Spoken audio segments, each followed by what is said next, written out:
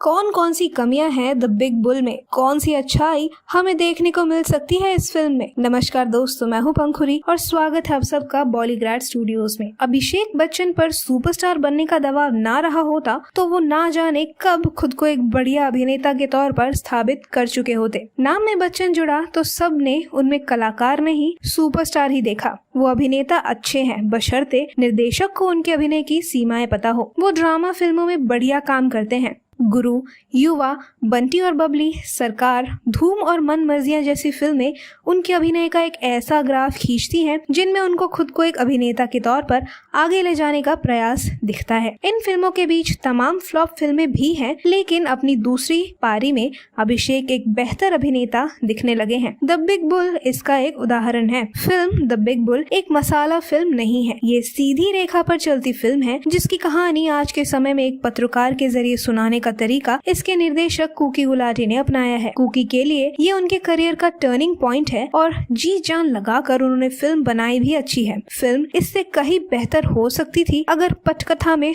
थोड़ी मेहनत और की जाती। साथ ही फिल्म की कास्टिंग भी थोड़ा धीरज धरकर की जाती। द बिग बुल शेयर बाजार की कहानी हेमंत शाह नाम के काल्पनिक किरदार के जरिए कहती है। फिल्म का कॉन्सेप्ट वही है जो वेब सीरीज स्कैम 1992 का रहा है। दोनों कहानियों का सूत्र एक ही है, लेकिन हेमंत शाह जिंदगी के करीब ज्यादा लगता है। उनकी गर्लफ्रेंड का पिता जब छत पर उससे कहता है लेकिन एक दलाल ही है ना, तो उसके चेहरे पर हताशा नहीं झलकती। हेमंत के लिए हर तिरस्कार एक नया आविष्कार है, जीवन के उस जुगाड़ का जिसके जरिए उसे कंपनियों के शेयरों से माल बनाना है। हेमंत शाह जब शुरू में कहता है कि मैंने सोच समझकर निवेश किया है और तुक्के और दाव में फर्क है, तो लगता है कि एक आम आदमी की मालदार बनने की लालसा उसे ऐसा कहला रही है। लेकिन हेमंत शाह धीरे धीरे अपना इरादा जाहिर होने देता है। उसका भाई उसकी दुनिया में उत्प्रेरक बनकर आता है और उसका काम पूरी क्रिया प्रतिक्रिया में बस उससे आगे नहीं बढ़ पाता। कूकी गुलाटी ने सीरीज की कास्टिंग में थोड़ी गड़बड़ी की है। हो सकता है कि यहाँ उनकी कम और फिल्म के निर्माताओं की ज्यादा चली हो, लेकिन निकिता दत्ता इस फिल्म में मिसकास्ट है। महेश मांजरेकर का रुतबा मजदूर लीडर सावंत जैसा नहीं लगता। सौरभ शुक्ला सेबी के चेयरमैन के लिए भी सही चुनाव नहीं है। इलियाना डिक्रूज क्रूज के किरदार का करंट वैसा सामने नहीं आया है जैसी उम्मीद उनको इस फिल्म में देखकर बनती है। उनके भीतर का कलाकार अब भी पूरी तरीके से बाहर आना बाकी है। हर बार उन्हें देखकर बर्फी से आगे की उम्मीद बनती है, लेकिन हिंदी सिनेमा में उन्हें निर्देशक वहां तक भी नहीं पहुंचा पा रहे।